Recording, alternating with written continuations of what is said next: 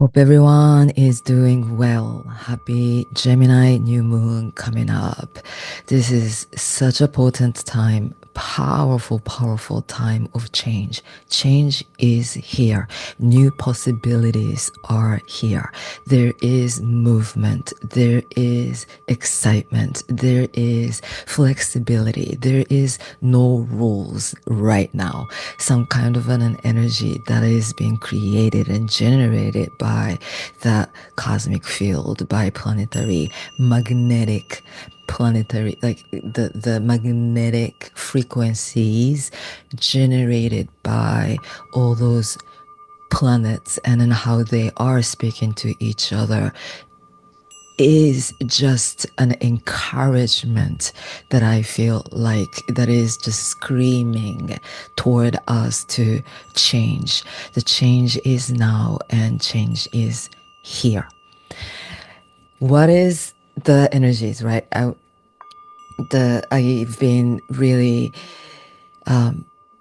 a lot of astrologers, not only me, a lot of astrologers are talking about this Saturn in Aries because it's a big deal, right? Saturn is the planet that governs us in a way, right? Saturn holds these archetypes of rules and regulations and society, right? Societal norms and regulations and how the society can work, including politics, including the structures of power, government.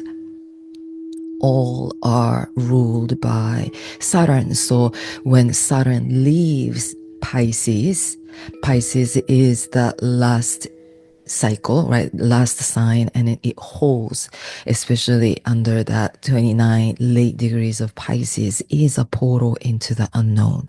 It's the portal that symbolic death happens, symbolic and literal endings happen. It is an end of one journey so that we can reborn anew, restart anew. This is a powerful reset point. And last night, Saturn ingressed into 0 degrees of Aries, and under this new moon, Saturn is here, right at this 0 degrees Aries point, and it is speaking, right, aligning with Neptune. For Saturn, returning back to Aries is right, last time was 1996, right? It takes, Saturn has its orbit of 29 years or so around the sun. Now, Saturn is coming to closely in conjunction with Neptune. They're not going to be exactly in conjunct until early next year, next February, but they're within 1 degree orb. Neptune takes about 165 years to go around the sun. So Neptune hasn't been in Aries since 1886 or 1881 or something like that, right? So we are already under this new energy that Neptune is bringing into our field. And now Saturn is coming in. Saturn, Neptune conjunction, they have their own cycles that takes place. Their conjunction takes place every 36 years. Last time when they were in conjunction was in 1986, 1989. 1989 was the time of the fall of Berlin Wall and all those, right, structural, the fall of Soviet Union, right, the boundaries that is represented by Saturn. Saturn is about boundaries or rules or regulations and logics and, right, structure, foundation, right, that tangible things, that physical things, manifestations of things that is represented by this planet Saturn. And Neptune is the planet that rules its opposite. Neptune is all about no boundary. It is the dissolver of boundaries. It holds no rules. It governs the unseen realm, right? instead of logic, in comparison with this logical aspects of Saturn, Neptune is intuition, Neptune is magic, Neptune is the undescribable. It represents the undescribable realm of mystery. It is art, it is music, it is imagination, it is spirituality, what is intangible, but it holds profound energy, the vibrational powers itself, right? The Neptune can represent this power of belief, believing in faith. That is the archetype of Neptune too. So this is a brand new energy. Yes, they come back around and then we experience it every 36 years, but them meeting at that very first degrees of Aries, they're going to be in conjunction at 0 degrees of Aries. I heard somebody saying this is an energy that we haven't experienced for over 12,000 years. 12,000 years. I was going back every 36 years of this Saturn-Neptune conjunction energy, and then I was looking up. I couldn't go farther than 1800s, or at some point I gave up. But there was no time of them meeting at that very pivotal 0 degrees point of Aries. So this just by itself holds this infinite possibility theme, right? Saturn, whatever we thought, who we thought we were. Aries is all about identity. Aries is the self, it's the personality, it's the ego, it's who we think we are. It's the I amness, right? So them, Saturn, right, who we thought we were, who we thought like this is me, this is what we were told as humans, what are capable and what are not, what is possible, what is not, like how we manifest, how we create our reality, how we live, the structural foundation of how we live, right? I spoke about this, but the last time Saturn was in Aries was the spread of internet and the Hotmail, the Google, right? Everybody has emails now, but that was the beginning point of the spread of cell phone even, right? The structural foundation is changing again now after 30 years of the last time when Saturn was in Aries. But this is the some kind of a, with Neptune, like especially with Neptune, who we thought we were, and all the limits and regulations that we've imposed on ourselves are dissolving. I think this is another thing that I like about them coming together is that Saturn and Neptune are together with Ceres. Ceres is this one. Ceres is an asteroid of, she represents, this is the very divine feminine, divine, the mother earth, the goddess of the mother, the archetype wise, she represents the nourishment. She represents how we take care of our own selves and how we take care of others. So this Saturn-Neptune conjunction with Ceres, with the first ingress of that Saturn coming into Aries at this time around, because Saturn and Neptune will both retrograde back into Pisces again in the fall. But this is, I'm hoping this energy will eventually manifest as the turning of, like, pivotal turning point of how we've lived. We've always lived driven by the rules created by the power, people in power. Those were mostly men, right? Work hard, push hard, do hard. A lot of wars and investing on weapons and greed and all those things, right? The ego-driven kind of agenda they put to to gain more power, gain more control, gain more, um, I don't know what they really want. Really, it's a question mark how those people in power are operating these days. But I think those world misleaders, in a way, right? They're the leaders, but I mean, it's not. We're all leaders, really. That structural kind of idea that those people run the world is shifting. It has to shift. And I think it's about us, this whole new way of functioning in the world, this whole new structure of the system is emerging from this point. And this is kind of a reset point for the big picture of the next 30 years, but I think a whole lot can change under this energy, the authority, right? Leadership. This is about us stepping into our power and us believing in the power of the people. And with that self maturity and self mastery, we are going to be the leaders, right? Because how they are playing this game called life is we can play better. That's what I've been feeling, like we can play this game called life better.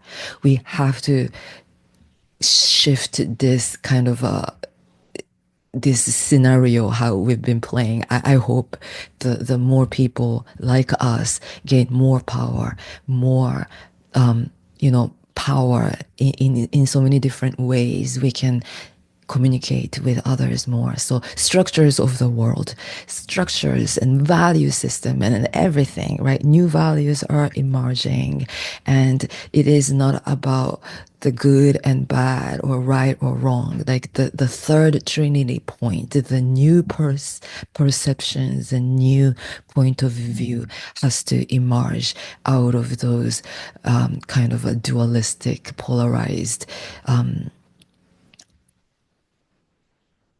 energies so present and strongly present right now, right? It's like left or right or this or that. Like, how can we create something brand new? I feel like that's the energy of this Saturn Neptune. And I just wanted to quickly mention that because this is a key player under this new moon. New moon is happening at 6 degrees of Gemini. There's a whole stellium of energy in Gemini, right? Right before coming into this Gemini new moon, it is happening on Monday, May 26th, around 11:02 p.m. in the Eastern time zone. But like I'm recording on the 25th, but yesterday the sun spoke with Pluto. Sun Pluto trine happened, and it's gonna be that powerful energy. It's still playing a big energy because Pluto in Aquarius is trining this Gemini stellium in air trine. Trine is a harmonious energy, and with those two wind, right, air element speaking with each other. And then also the Pluto sun archetype is all about charisma. It is all about magnetic power force. It is the energy of like very, it's a power, it's a dynamic power. It is boldness, it is confidence, it is the energy of empowerment.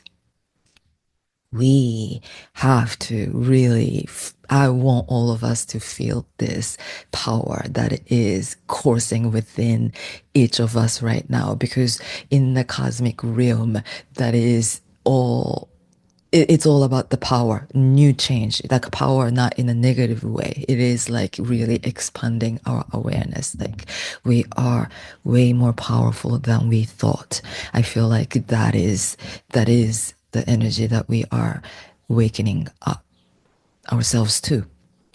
Now, this Gemini energy, there is a very powerful sole dispositor under this energy is Mercury, meaning all the planets can be traced into Mercury. So this is a very Mercurius new moon because yes, Gemini is ruled by Mercury, and Mercury is in conjunction with the sun and moon, right? Mercury is at 2 degrees, and this Mercury is regenerated kind of Mercury. Mercury will dive into that heart of the sun on the 30s, right after the new moon. But right before that, yesterday too, this happened yesterday where Mercury and Uranus, Mercury dived in and aligned in conjunction with Uranus.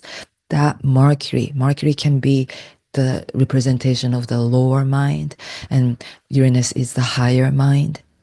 So when those two energies come together, it is revelation. It is the light bulb sparking point. It is the aha moment. It is the new perception opening up.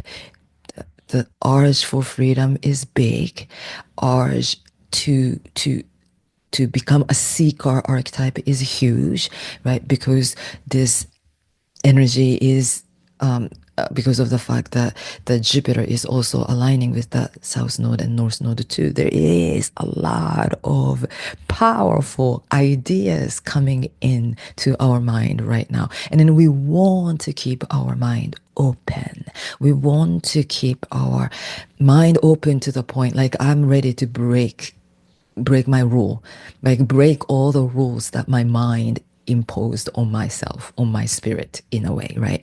This Gemini new moon is really the breaking point. So it holds the new perception and new revelation and new awareness. And also Gemini is the curiosity. We want to be curious of the unknown. We want to be curious of where we are heading. We want to be curious of who the heck we are. We want to be curious about this world and life and the universe and the whole thing, right? This is the energy that everything is changing. The world, the power structure is crumbling and corrupting. Even though you may see different things on the news, I know they are losing some kind of a power. We gotta see it.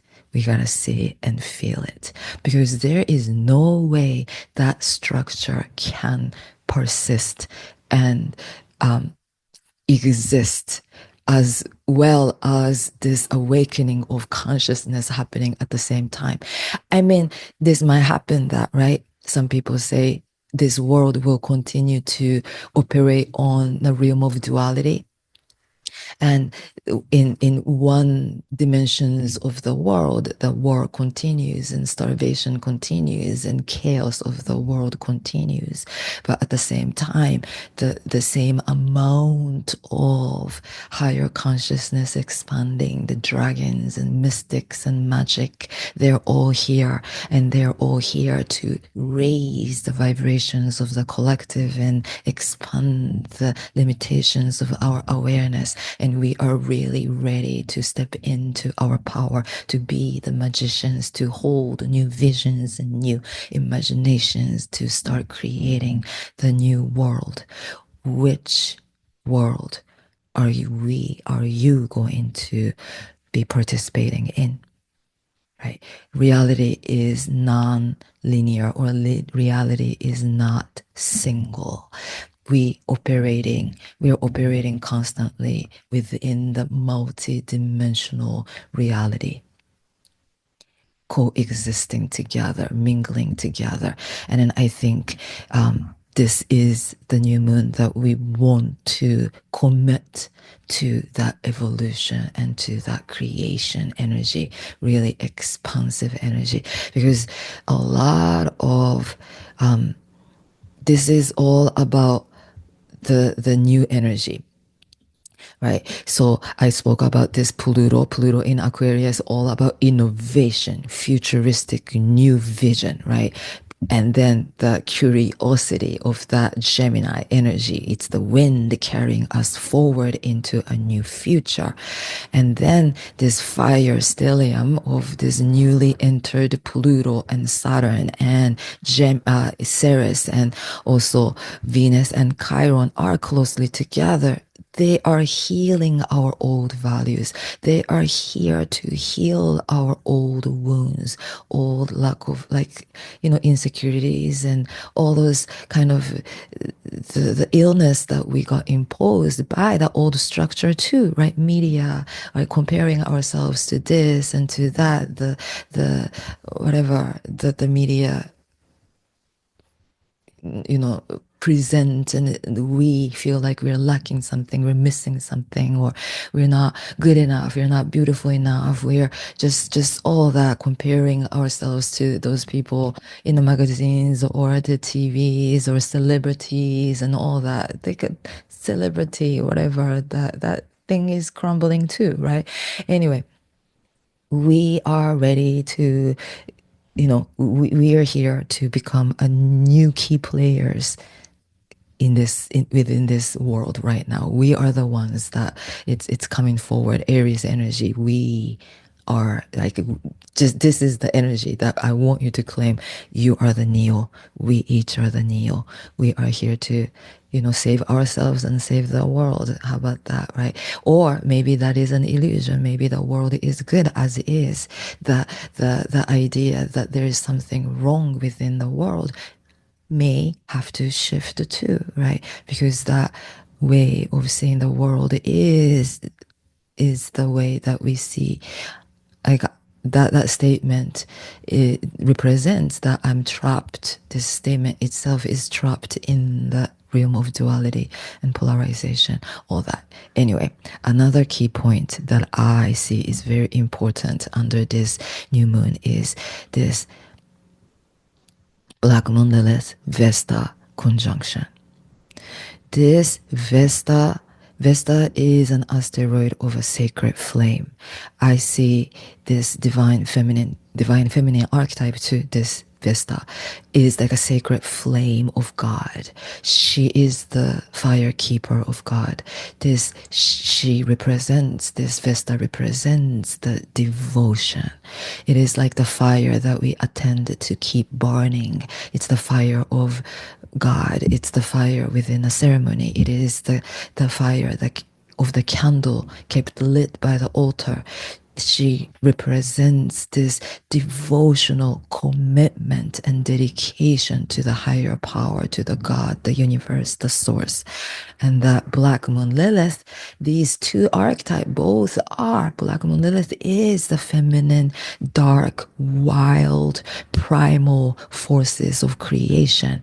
Yes, she can represent the darkness within our psyche, the repressed, suppressed energy, the sexual energy can be associated with it, because it's the Scorpio energy, right? Lilith is strong in a Scorpio, and the Scorpio energy, the Svadhisthana chakra, the sacral chakra, we hide our private space, and because that's the most powerful space, powerful force that we have, right? The force, the energy generated by the, even through the intercourse or through that powerful intimate energy. It doesn't have to be just the sex related things, but the Lilith can represent all the traumas related to that also, but she represents this very powerful rebellious energy, rebelling against the patriarchal system, right? In some Greek mythology thing, the Lilith was the first female that was in the garden of that Adam and Eve, but Lilith didn't want to be subordinate to Adam and then do everything that Adam say tell her to do. So she was like, fuck this shit, and I leave this garden. I live my own way. Nobody tells me what to do. I know my power and my sovereignty. That is that Lilith archetype. It doesn't have to be this very it doesn't have to be related only to the female, masculine. All those archetypes are just the representation of this darkness. Sometimes the darkness can be can be associated with the yin quality, the feminine quality. It's not the darkness as the bad or the shadow, right? Shadow is the source of all life. We all came from darkness of the mother's womb. We live within the womb, dark womb of the eternal void of nothingness within this womb, sacred womb of the mother universe, right? The darkness holds this infinite potentiality and possibilities and the power of the unknown. Lilith and Vesta together at 6 degrees of Scorpio, that raw primordial power and that devotion coming together, that raw, powerful, deep devotion is here. Lilith and Vesta. This is us devoting to our own selves. This is us holding this prayer to ourselves, devotion to our own higher spirit. When we hold devotion to self, it's the same thing that we are holding devotion to the source, to the wholeness, to that union of oneness of all. But this energy is speaking in my very favorite finger of God archetype aspect with this new moon, sun, moon 6 degrees, talking with Vesta, Lilith 6 degrees, and then Ceres at 3 degrees. It can involve and include this Neptune Saturn archetype together with this sun and moon together with Mercury. This is a beautiful, amazingly powerful finger of God. God, the source, the creator of this whole entire mystery, is holding a finger, pointing a finger toward our own inner Vesta and Lilith. Wake up. This is a wake-up call. This is a wake-up call to our own power that lies within us. And this is the point that we are wakening up to our own guru, to our own God.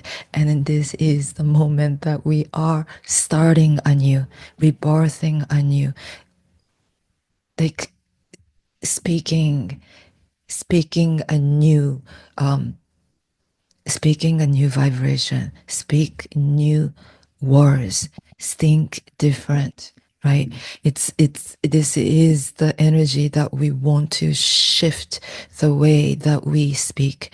If we are holding devotion to self, if we see ourselves as God, as the divine creation of the God, and then we are the manifestation of God, if we are that, we speak differently to our own selves.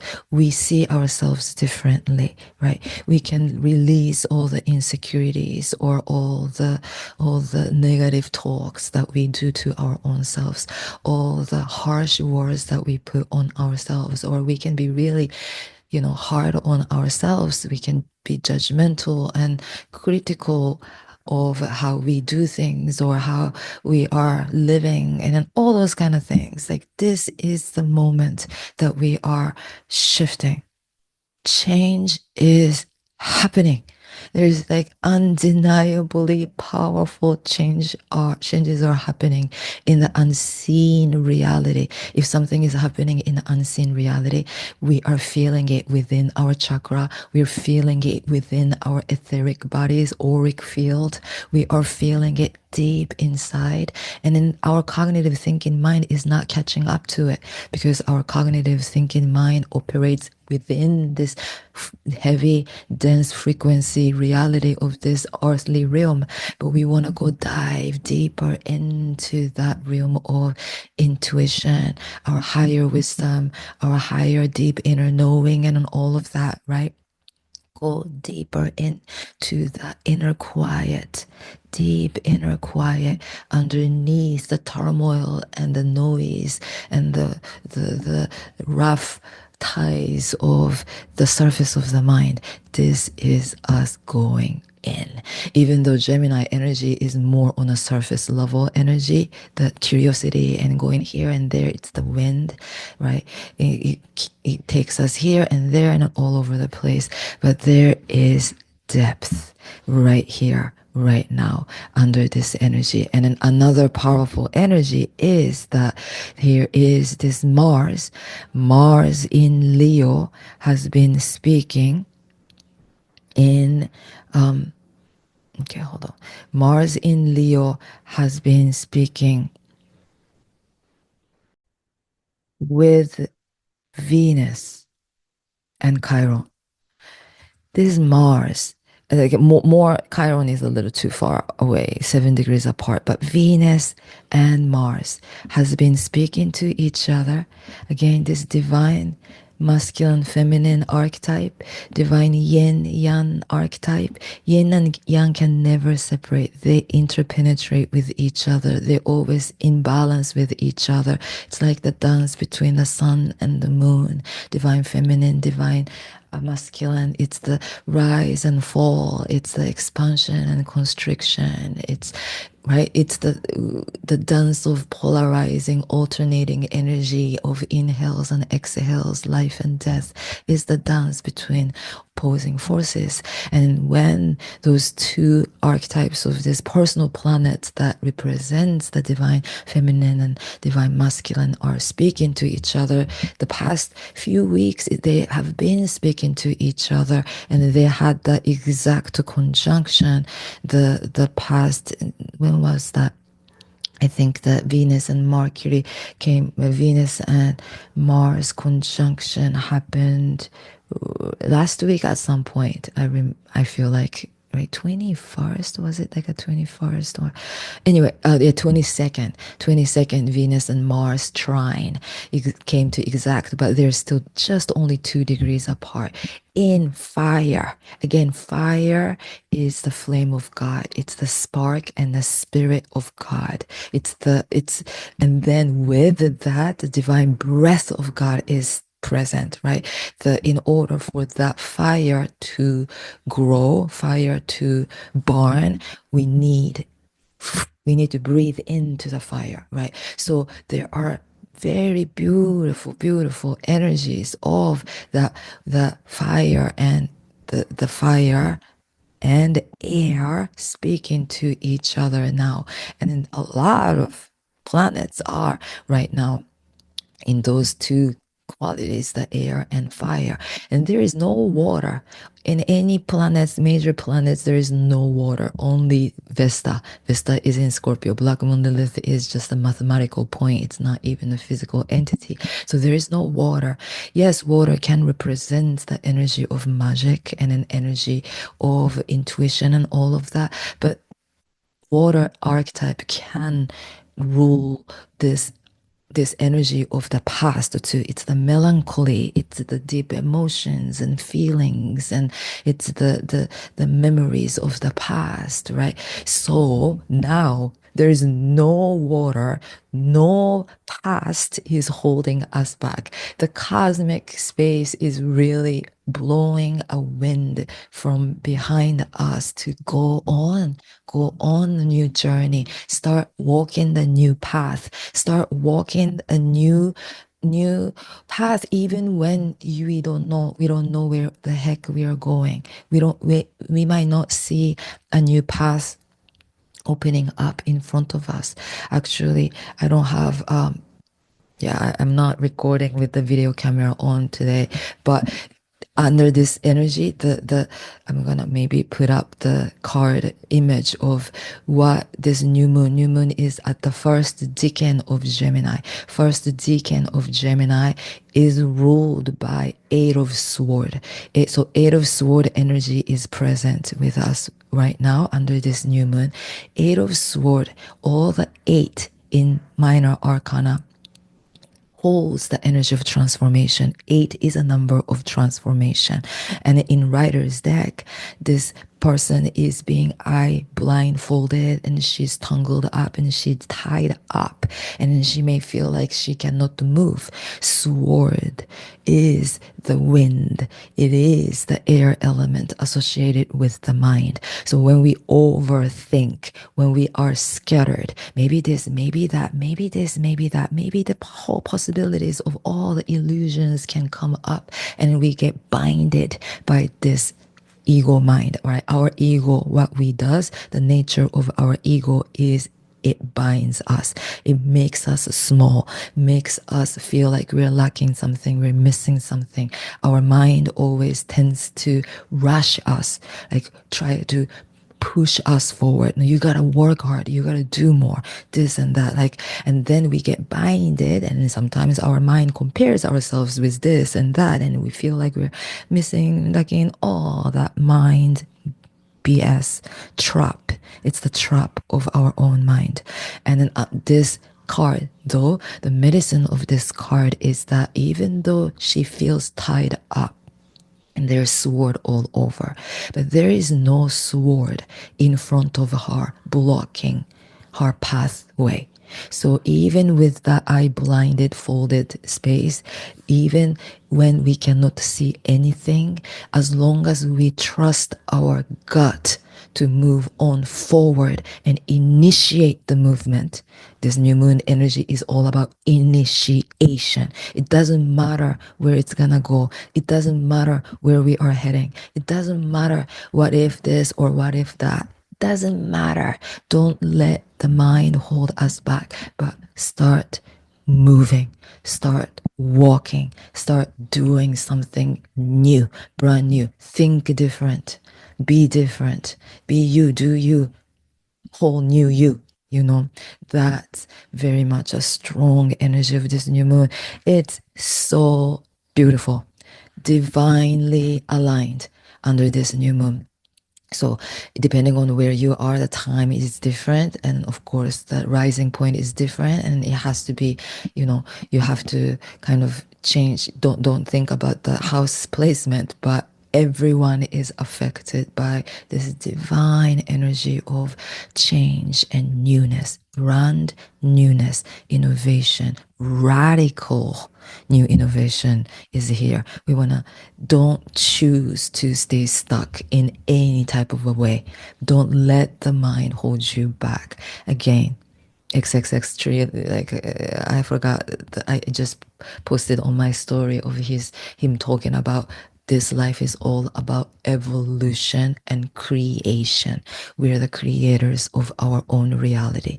Our aim is to expand and evolve on a spirit soul level. And every situations that we encounter, including all the good, all the bad is the ticket into that expansion and new level growth and understanding of our true power. So know that whatever is happening, that your higher self chose to walk through this, right?